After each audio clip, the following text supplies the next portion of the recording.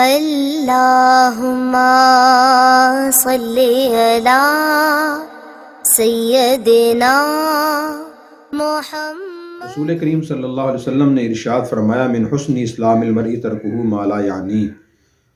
آپ نے فرمایا کہ آدمی اچھا مسلمان تب بنتا ہے جب وہ لا یعنی فضول باتوں اور فضول کاموں کو چھوڑ دیتا ہے۔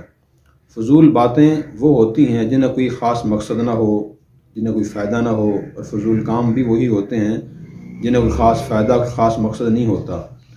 زندگی میں بہت سے لوگ بہت سے فضول کام، بہت سے فضول باتیں کرتے رہتے ہیں۔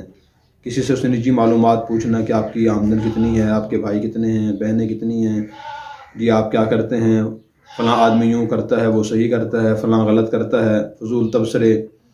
تو یہ سب چیزیں لا یعنی اور فضول چیزوں کے بارے میں آتی ہیں، اور حدیث میں آتا ہے کہ آدمی اس وقت تک کامل مومن نہیں ہوتا جب تک کہ، یا اس کا اسلام خوبصورت نہیں ہوتا جب تک وہ فضول باتوں، فضول کاموں کو نہ چھوڑ دے۔ تو فضول کاموں اور فضول باتوں سے بچنے کا طریقہ یہ ہے، جب بھی آدمی کی بات بولنا چاہے، یہ کام کرنا چاہے، تو پہلے یہ سوچ لے کہ اس کام میں دین یا دنیا کوئی فائدہ ہے یا نہیں۔ کوئی فائدہ نظر آئے تو آدمی وہ کام کر لے، وہ بات بول دے۔ اگر کوئی فائدہ نظر نہ آئے پھر نہ وہ بات بولے اور نہ وہ کام کرے۔ ایک بہت پیارا معیار ہے یہ، اگر اس کو دیکھ کر آدمی عمل کرنا شروع کر دے تو اپنے ضروری کام انسان انجام دینا شروع کر دیتا ہے، اور فضول باتیں اور فضول کام آدمی چھوڑنا شروع کر دیتا ہے۔